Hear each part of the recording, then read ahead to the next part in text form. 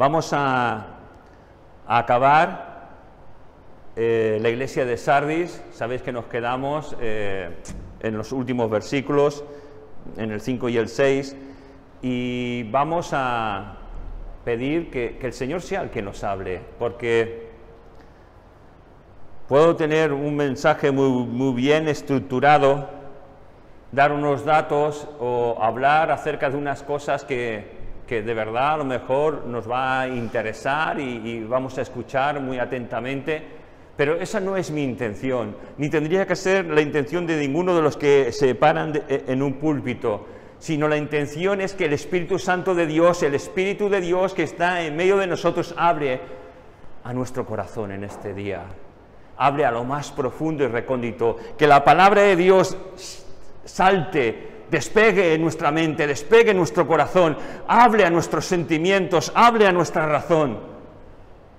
para que Dios haga una obra, la obra por lo cual la palabra de Dios siempre es enviada, y la palabra de Dios cuando es enviada, es dada, hace dos cosas: al que no conoce a Dios, lo confronta con su pecado para salvación o para perdición, y al que es hijo de Dios lo confronta consigo mismo para saber si está actuando conforme a la palabra de Dios. Y vamos a orar para que la palabra nos hable, ¿verdad? Para que no nos hable un predicador más, para que el Espíritu Santo nos hable, que es lo que queremos. Señor, tú sabes lo que hay en nuestro corazón, tú sabes lo que necesitamos, Padre, cada uno de los que aquí estamos, y aunque es la exposición final de este mensaje, Señor, tú puedes hablar a nuestro corazón. Háblanos, te lo suplicamos, háblanos, habla nuestra mente, habla nuestros sentimientos. Ayúdanos a entender tu palabra. Ven a nosotros una vez más, Señor, y haz tu obra en nuestros corazones y en nuestra mente, Señor. Gracias te damos en tu nombre, Jesús. Amén. Amén. Y para recordar un poco el mensaje que es dado, estamos viendo las cartas a las 7 iglesias y vamos a recordar el mensaje a la iglesia de Sardis. La encontramos en el capítulo 3 de Apocalipsis, versículos del 1 al 6. Dice así: escribe el ángel de la iglesia en Sardis, el que tiene los 7 espíritus de Dios y las 7 estrellas, dice esto: yo conozco tus obras, que tienes nombre de que vives y estás muerto. Sé vigilante y afirma las otras cosas que están para morir, porque no he hallado tus obras perfectas delante de Dios. Acuérdate, pues, de lo que has recibido y oído, y guárdalo y arrepiéntete, pues si no velas, vendré sobre ti como ladrón y no sabrás a qué hora vendré sobre ti. Pero tienes unas pocas personas en Sardis que no han manchado sus vestiduras, ni andarán conmigo en vestiduras blancas, porque son dignas. El que venciere será vestido de vestiduras blancas, y no borraré su nombre del libro de la vida, y confesaré su nombre delante de mi Padre y delante de sus ángeles. El que tiene oído, oiga lo que el Espíritu dice a las iglesias. Fíjate cómo acaba: el que tiene oídos, oiga lo que el Espíritu dice a las iglesias, es decir, no tan solo a la iglesia de Sardis, sino a todas las iglesias, porque puede pasar que también este mensaje determinado que está yendo a la iglesia de Sardis también pueda estar pasando en otras iglesias. Vamos a imaginar por un momento, vamos a recordar nuestros principios. ¿Os acordáis? Esta carta, imaginando, va un discípulo de Juan y va a la iglesia de Sardis, pica la puerta y empieza a leer esta carta. La gente estaría expectante, deseando ver qué es lo que el Señor dice acerca de nosotros, pero cuando dice todo lo que hemos leído, la iglesia, yo creo que se queda de piedra, se queda pétrea, es decir, sin respirar. Porque lo que le está diciendo es que tienes nombre de que vives, pero estás muerta. La iglesia de Sardis estaba muerta, pero no obstante, hay unos pocos que se han preservado. Hay unos pocos que están allí, que son dignos de vestir vestiduras blancas. Y cuando vemos todo esto, podríamos pensar, pecado, lo has conseguido. Pecado, has conseguido neutralizar a parte de la iglesia de Jesucristo. Te has infiltrado, te has metido y has parado la vida de aquellos que tendrían que vivir en santidad y honrando a Dios. El pecado nos ha dejado fuera de juego. Y en vez de mirar a Dios, la gente de Sardis, tal vez la gente de esta iglesia, en vez de mirar a Dios, miramos más a este mundo, miramos más cómo viven los impíos, cómo prosperan, y no miramos a nuestro Dios. ¿Sabéis una cosa que los hijos de Dios necesitamos, y creo que también se dijo el viernes, es que necesitamos leer la palabra de Dios para que ésta quede en nuestro corazón y para que ésta pueda batallar cuando el diablo vaya a por ti, porque el diablo va a por ti y a por mí. El domingo es fantástico, venimos a alabar a Dios, venimos a bendecirle, escuchamos la palabra alienta nuestro corazón, cantamos cánticos, partimos la mesa del Señor y nos sentimos bien, nos sentimos edificados, pero ¿sabes una cosa? Cuando salimos por esa puerta, el diablo está alrededor nuestro, tentándonos con aquello que más te gusta, con aquello que más deseas, con aquello que sabe que es sutil y simplemente muchas veces tiene que decirnos una frase al oído para que nos volvamos locos. Y nos volvemos locos y vamos corriendo y no frenamos y vamos y pecamos y caemos una vez más en lo mismo vez tras vez. ¿Sabes? Necesitamos que la palabra de Dios esté atesorada en nuestra mente y en nuestro corazón, para que la palabra de Dios, dirigida por el poder del Espíritu Santo, batalle contra nuestros sentimientos y emociones. Mira lo que dice 2 Corintios, capítulo 4, versículos del 7 al 10. Fíjate, porque tenemos este tesoro en vasos de barro, para que la excelencia del poder sea de Dios y no de nosotros. Es decir, para que Dios se lleve toda la gloria, porque el poder y la soberanía es de Dios y no tuya ni mía. Y aun cuando hacemos algo bien hecho, no es por nuestros méritos, es por los méritos de Jesucristo. Seguimos leyendo, que estamos atribulados en todo, mas no angustiados, en apuros, mas no desesperados, perseguidos, mas no desesperados, derribados, pero no destruidos, llevando en el cuerpo siempre por todas partes la muerte de Jesús, para que también la vida de Jesús se manifieste en nuestros cuerpos. Amén. Qué versículo, ¿verdad? No sé si este versículo te alienta, pero a mí me alienta, me da fuerza, me da un subidón de adrenalina, por decirlo así. Porque fíjate lo que te está diciendo. ¿Estás atribulado en muchas cosas? Mas no te angusties. ¿Estás en apuro? No desesperes. ¿Estás perseguido? Pero estás amparado bajo el Altísimo. Estás derribado porque el diablo te ha tocado y te ha derribado y te ha pisoteado y estás bajo los pies de Satanás, pero no estás destruido. ¡Gloria a Dios! Yo no sé si esto te llena de emoción. A mí es que me da fuerzas, porque no estoy destruido. Y todo esto se debe a Jesucristo, aquel que dio su vida por ti y por mí en la cruz del Calvario. Y nuestra vida va a ser una lucha siempre. Vamos a luchar contra el pecado, vamos a luchar contra nuestras emociones, vamos a luchar contra este mundo. Y lo que Dios desea de nosotros es que nos fortalezcamos en su gracia, en su poder, en su amor. Fíjate, vamos a empezar a desglosar estos versículos últimos que nos quedan. Parafraseando, lo he puesto aquí, dice, no han manchado sus vestiduras. Hay algunos que no han manchado sus vestiduras, y andarán conmigo en vestiduras blancas, porque son dignos, y no borraré su nombre del libro de la vida. Estos son los hijos de Dios, hombres y mujeres que a pesar del dolor, de las pruebas, de las caídas, de la angustia, siguen adelante por amor a Jesucristo. Saben que han fallado muchas veces, pero se vuelven a levantar, porque la gracia y la misericordia de Dios está ahí para levantarlos y fortalecerlos y para que sigan adelante. A lo mejor sus familias están destruidas, a lo mejor son hombres y mujeres que no saben, que no tienen un sentido muchas veces para vivir, porque muchas veces en nuestra vida no hay sentido para vivir, pero la gracia de Dios nos hace seguir hacia adelante. Y la gracia de Dios fortalece a sus hijos y los mantiene. A pesar del dolor, de la angustia, de la prueba, hay un grupo de redimidos que siguen hacia adelante. ¿Pudieran haberse hundido más de una vez?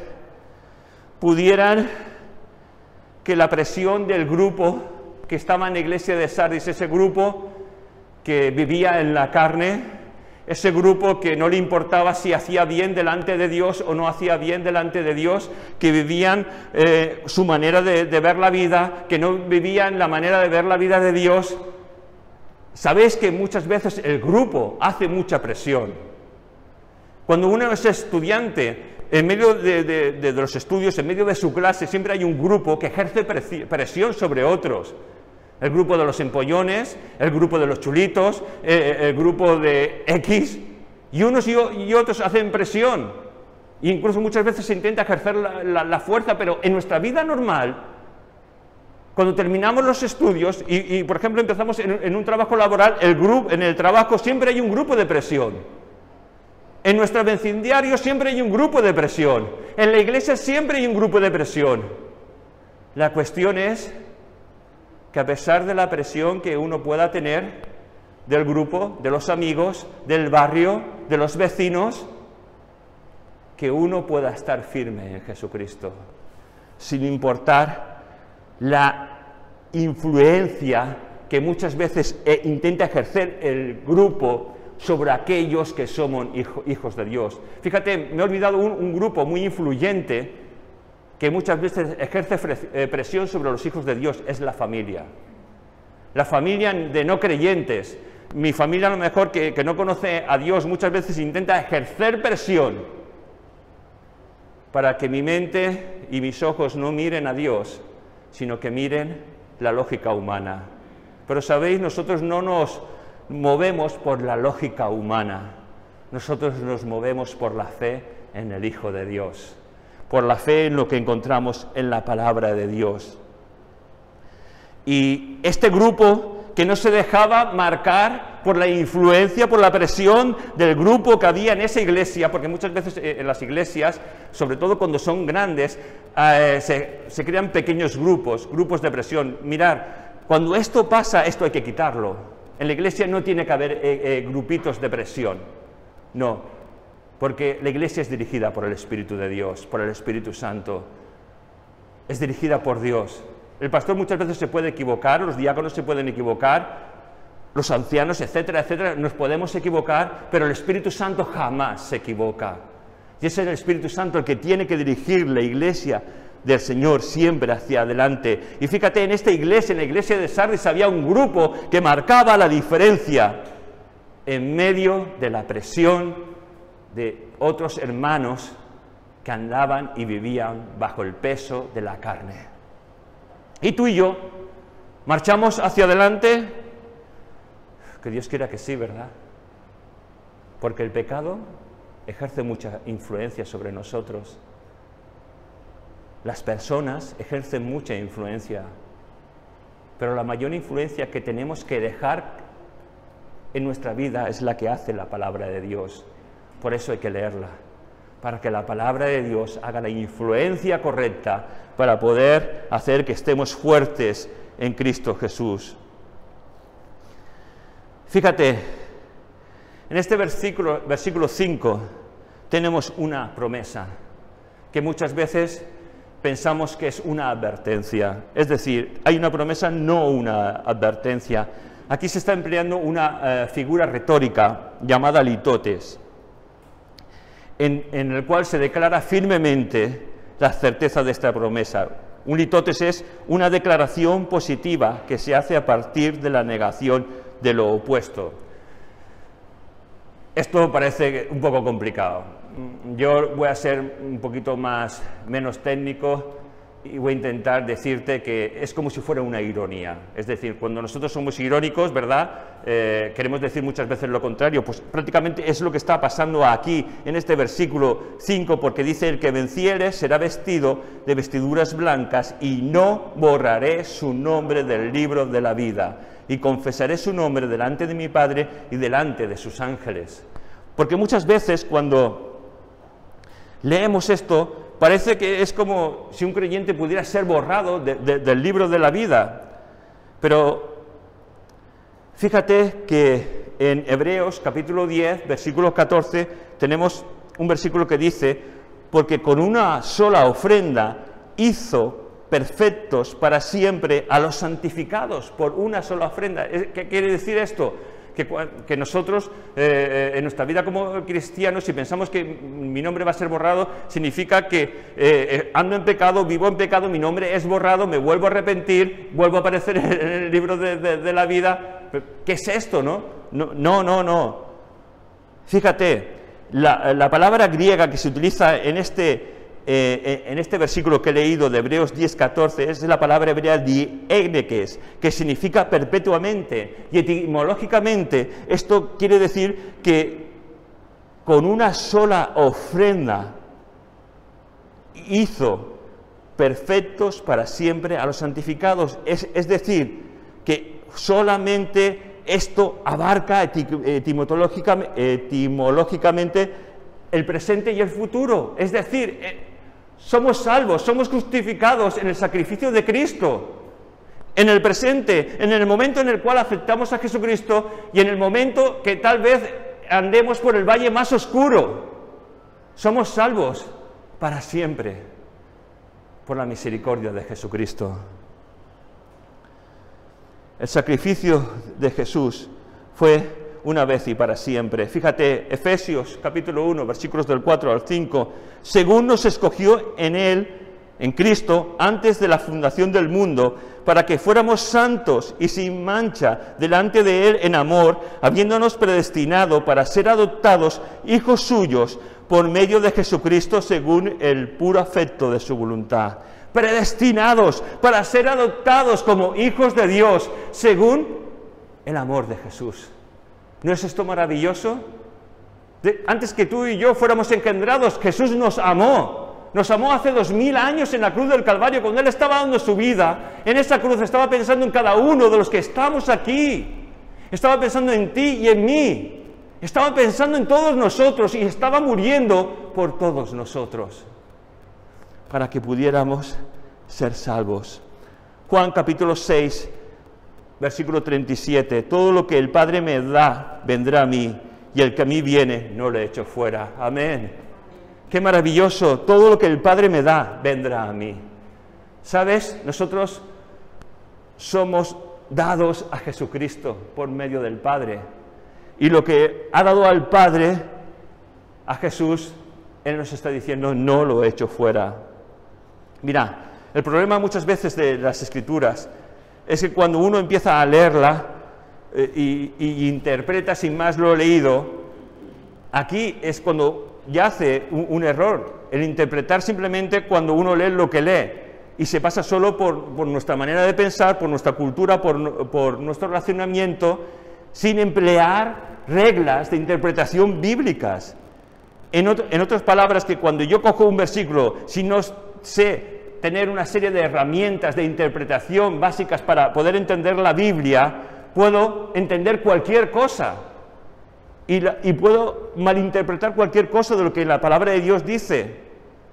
Hay muchos que aquí ven una cierta pérdida de la posibilidad de la salvación, cuando lo que realmente se está afirmando todo lo contrario.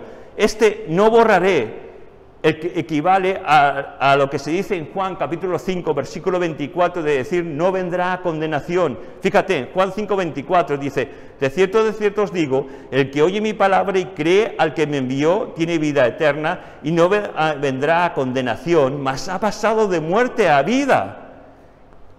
Son las mismas palabras griegas en las cuales está diciendo, no borraré, y no vendrá a condenación. Es decir, aquel que se arrepiente, que va a Cristo, que es perdonado sus pecados, no va a venir a condenación. Nosotros cuando leemos este pasaje lo malinterpretamos muchas veces, como si uno por sus propias obras o méritos pudiéramos aportar algo al sacrificio de Cristo. Es decir, tengo que vencer, tengo que esforzarme, tengo que añadir, tengo. Esto es lo que aprendimos, al menos yo, en la religión en la cual mi familia se crió. Teníamos que esforzarnos, teníamos que hacer cosas, teníamos que dar dinero, teníamos que hacer según qué misas, etcétera, para que se pudiera entrar al cielo. Pero al leer la palabra, descubrimos todo lo contrario. Volvemos a leer Efesios 1, 4 al 5, dice, según nos escogió en Él. Según nos escogió en Él. ¿Cuándo? Antes de la fundación del mundo. ¿Para qué nos escogió? Para que fuésemos santos y sin manchas delante de Él. En amor, habiéndonos predestinado para ser adoptados hijos suyos por medio de Jesucristo, según el puro afecto de su voluntad. ¿Cuándo nos escogió? Antes de la fundación del mundo, fíjate. Antes de que todo se formara, tú y yo estábamos en la mente de Dios. ¿Para qué? Para que fuéramos santos y sin mancha delante de Él. ¿Por qué? Porque Él nos predestinó para ser adoptados hijos suyos. ¿No es motivo para dar gracias a Dios? ¿No es motivo para vivir una vida que honre y glorifique a Dios? Solo Jesús puede reconciliarnos con Dios. No se trata de nuestras obras y méritos, no las tenemos. Si fuera por obras o por méritos humanos, estamos perdidos. Los que piensan que pueden perder su salvación con este texto, hermanos, es como si todavía no fueran salvos, como si su salvación dependiera hasta el día de su muerte para saber si van a ser o no van a ser salvos, sí o no. Pero escúchame bien, tu salvación, mi salvación no depende de mí, ni de mi perseverancia, depende de Jesús, de la obra que Jesús hizo en la cruz del Calvario. Y mira, voy a emplear la Biblia textual, diciendo simplemente cómo expresa la Biblia textual este pasaje de no borraré tu nombre del libro de la vida. Fíjate, en la versión textual dice, y no borraré jamás su nombre del libro de la vida. Caray, no borraré jamás tu nombre del libro de la vida. Si hemos experimentado la salvación en Jesús, jamás podremos marcharnos de sus manos. La cuestión es si hemos experimentado la salvación en Jesús, porque podemos vivir como religiosos, o podemos vivir pues sin más, pero el Hijo de Dios mostrará las obras que Dios ha predestinado también desde antes de la fundación del mundo, para que esas obras glorifiquen a Dios por medio de nuestras vidas. Viviremos para Jesús.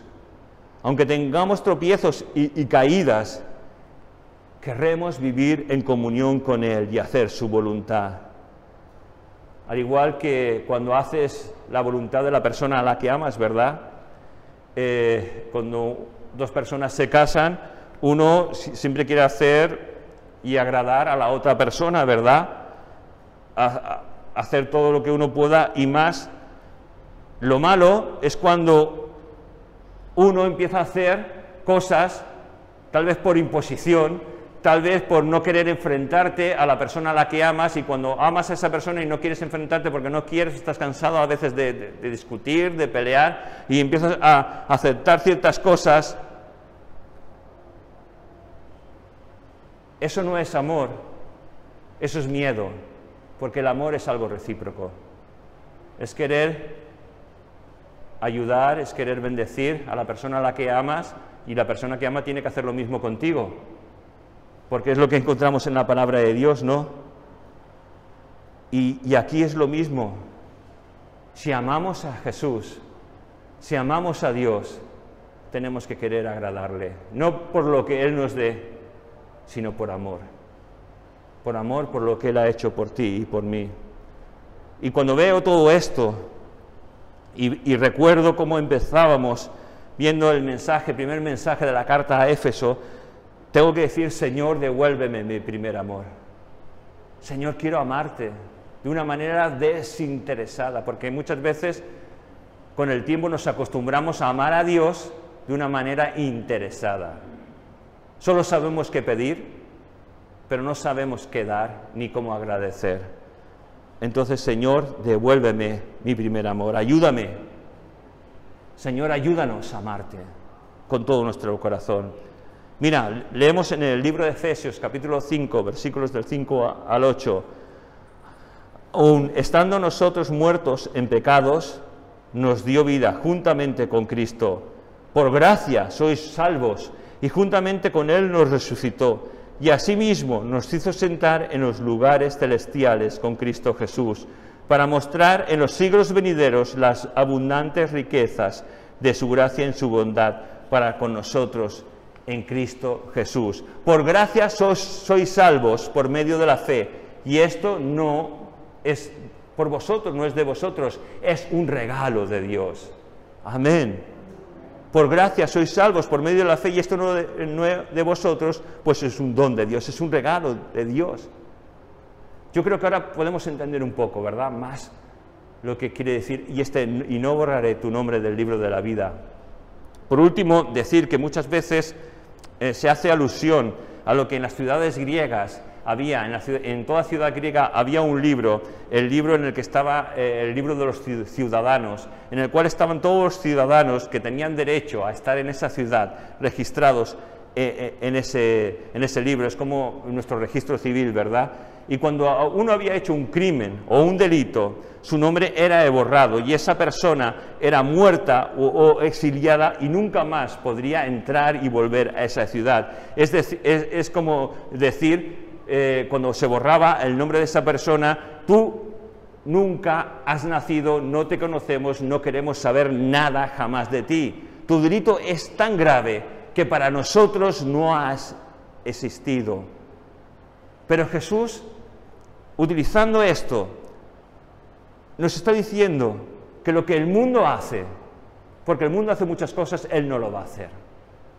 Porque lo que el mundo hace, lo hará porque el mundo quiere, pero lo que Dios hace es que Jesús pagó en la cruz el precio que Dios demandaba para justificarnos delante de Dios Padre.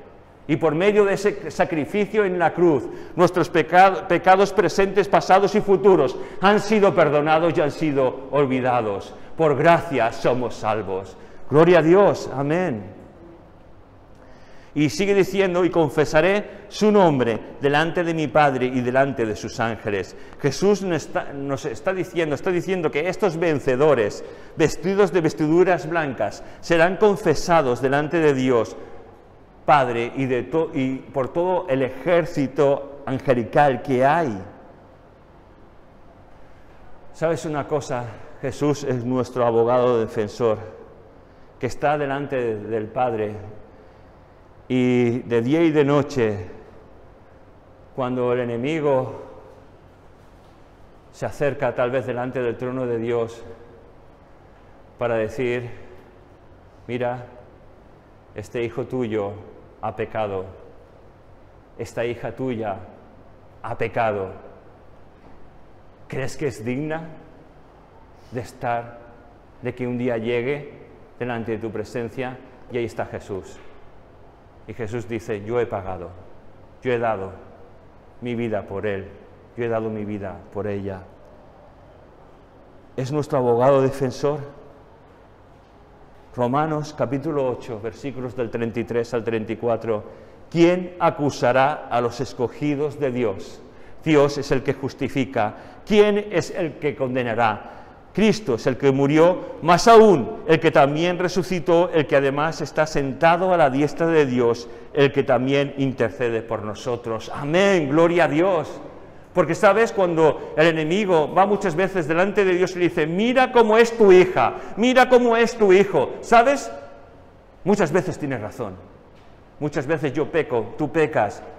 Hacemos a veces cosas desagradables, abominables delante de Dios. Pero la misericordia de Dios nos justifica. Y el enemigo no tiene ni suerte ni parte contra ninguno de nosotros, porque Jesucristo es el que murió y el que resucitó. Gloria a Dios. Y confesaré su nombre delante de mi Padre y delante de sus ángeles. Esto me recuerda al versículo que encontramos en Marcos capítulo 8, Marcos 8, versículo 38, que dice: porque el que se avergonzare de mí y de mis palabras en esta generación adúltera y pecadora, el Hijo del Hombre se avergonzará también de él cuando venga en la gloria de su Padre con los santos ángeles. Y viendo este versículo de Marcos y viendo lo que nos dice en este libro de Apocalipsis, en este mensaje de Sardis, uno puede pensar, ¿cómo puedo yo avergonzarme de creer en Jesús? ¿Cómo puedo yo? No sé si te has preguntado, a lo mejor nunca te has avergonzado, pero yo tengo que decir que cuando yo era un adolescente, en mis estudios, yo quería ser uno más como mis compañeros de colegio. Y la verdad es que, aunque este versículo de Marcos muchas veces golpeaba mi corazón, yo no quise dar testimonio, yo no quise decir que era un hijo de Dios, tal vez porque tenía miedo a ser rechazado, tal vez porque tenía miedo de ser la oveja negra. Pero, ¿sabes? Tocó tanto mi corazón este versículo que cuando hice el cambio de estudios administrativo, yo decidí, Señor, ayúdame, porque sé que te he fallado en este ámbito, tal vez por vergüenza, por miedo a mis compañeros de curso, pero Señor, yo quiero dar testimonio de que soy un hijo de Dios, de que soy diferente a ellos, de que hago una serie de cosas que no comparto ni las quiero hacer aunque ellos la hagan. Y ¿sabes? Pedí a Dios tener esa oportunidad. Señor, dame esa oportunidad de cómo dar testimonio de que soy un hijo tuyo. Y oré, y Dios me dio esa oportunidad. Y toda mi clase sabía que yo creía en Dios. Y que iba en contra de la evolución, que iba en contra de la política, que iba en contra de muchas cosas, que iban en contra de la palabra de Dios. Dios me dio esa oportunidad. Y Dios nos da siempre oportunidades para poder honrar y glorificar a Dios, para que no nos avergoncemos de ello, de nuestro Dios, de creer en Dios. ¿Sabes? El problema que tenía Israel es que quería ser igual que las naciones de la tierra, y ese es el problema que ahora tiene en estos momentos, es que Israel quiere ser igual que las naciones de la tierra, pero es que eso no puede ser. Y si tú eres un hijo de Dios, tú no puedes ser igual que tus amigos, no puedes ser igual que tus compañeros de clase, que tus compañeros de trabajo, que tus compañeros de lo que sea, que tus vecinos. No eres igual. Si tú has experimentado la salvación y eres un hijo de Dios, eres totalmente diferente. El Espíritu Santo te ha sellado como hijo de Dios. Y tu manera de ver las cosas y mi manera de ver las cosas no son como la gente que nos rodea, es como la palabra de Dios nos enseña. Y ese es nuestro problema también muchas veces, que queremos ser igual que los demás, pero no, somos diferentes, porque el Señor nos ha salvado. Mira, Efesios capítulo 1, versículos del 13 al 14. En él también vosotros, habiendo oído la palabra de verdad, el evangelio de vuestra salvación, y habiendo creído en él, fuisteis sellados con el Espíritu Santo de la promesa, que es las arras de nuestra herencia, hasta la redención de la posesión adquirida para alabanza de su gloria. Es decir, las arras del Espíritu Santo nos han sellado para esa redención adquirida por Cristo Jesús en la cruz del Calvario, en la cual tomaremos posesión de una manera total cuando estemos delante de su presencia. Cuando o bien muramos o el Señor venga a por su pueblo y seamos llevados en una nube, es entonces cuando tomaremos posesión de lo que el Señor ha hecho. Por el momento degustamos aquí la salvación tan grande que Dios nos ha dado. ¿Sabes? Cuando yo trabajé de vigilante jurado, yo recuerdo que yo trabajaba en un servicio de seguridad para el Estado, y en ese servicio muchos venían y me decían, vengo a tomar posesión de mi trabajo.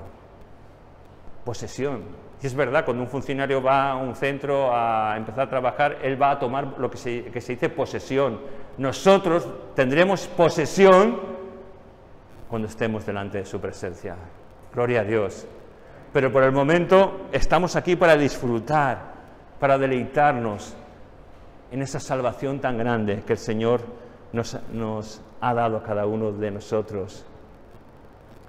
Sigue diciendo, el que tiene oído, oiga lo que el Espíritu dice a las iglesias. Hay un llamamiento para oír, hay un llamamiento para entender lo que la palabra de Dios nos quiere decir en este día, no para escuchar palabras que se las lleva el viento. Hermanos, pidamos, Señor, háblanos. Cuando nos reunamos en cada culto, Señor, háblanos. Cuando leamos la palabra de Dios, Señor, háblanos. Cuando cantemos un cántico, Señor, háblame. Señor, háblanos, porque necesitamos que constantemente el Espíritu Santo, necesitamos constantemente que el Señor hable a nuestras vidas para no equivocarnos, para no ensuciarnos, para no adulterar nuestra vida como hijos de Dios. Que Dios nos ayude a amar al Señor con ese primer amor con que le amábamos desde un principio, ¿verdad? Santiago capítulo 1, versículos 22 al 24. Mas sed hacedores de la palabra y no tan solo oidores, engañándoos a vosotros mismos, porque si alguno oye la palabra y no la pone por obra, este tal es semejante al hombre que considera en un espejo su rostro natural, porque él se consideró a sí mismo y se fue y luego se olvidó que tal era. Y para que podamos entender un poquito esto, yo no sé si te pasas mucho tiempo mirando al espejo cuando te despiertas o te arreglas. Yo la verdad es que poco me miro al espejo. Yo me lavo la cara, me peino y tomo las de Villadiego. Yo no me estoy mirando cómo me tiene que quedar el pelo, cómo me tengo que recortar la barba o el bigote. Yo no, yo soy un desastre. Pero ¿sabes lo que me pasa? Que yo me miro y después cuando he salido digo, pues no sé si estaba bien o estaba mal. Y a veces le pregunto a mi esposa, oye, ¿estoy bien peinado? Porque me fío más de lo que me diga ella, de lo que a veces veo. Y yo no sé si te pasa lo mismo. Y si te pasa lo mismo, llega un momento que cuando sales del baño y te vas, te olvidas de la imagen que tenías hace un momento. Y lo que nos está diciendo es que si no ponemos la palabra de Dios por obra, somos como esa persona que se mira, se va y se olvida de lo que ha visto. Hermanos, que Dios nos ayude a poner su palabra por obra. Vamos a hacer un resumen muy breve ya, de 2 minutos, de ver todo lo que este capítulo nos ha querido enseñar. Primero, nos decía, tienes reputación de que vives, tienes una gran reputación, tal vez un gran nombre, un nombre espectacular, Iglesia Pleno Evangelio, Iglesia de Benecer o Iglesia tal, tienes un nombre que asombra, pero en verdad tu nombre es cementerio. Cuidado lo que está a punto de morir. Cuidado, Iglesia, no vayamos a tener cosas que estén a punto de morir, de dormirse, porque tus obras no son muy buenas. Que Dios nos ayude, ¿verdad? Tercer punto, recuerda lo que has recibido y oído y guárdalo. Hermanos, hemos recibido la palabra de Dios, la hemos escuchado, guardémosla, atesorémosla en nuestro corazón. Cuarto, cuidado porque vendré como ladrón y no sabes a qué hora vendré sobre ti. Es una advertencia, cuidado, hijo de Dios, pon en orden tu vida. No vaya a ser que te puedas sorprender y traigas pérdida a la hora de tu salvación.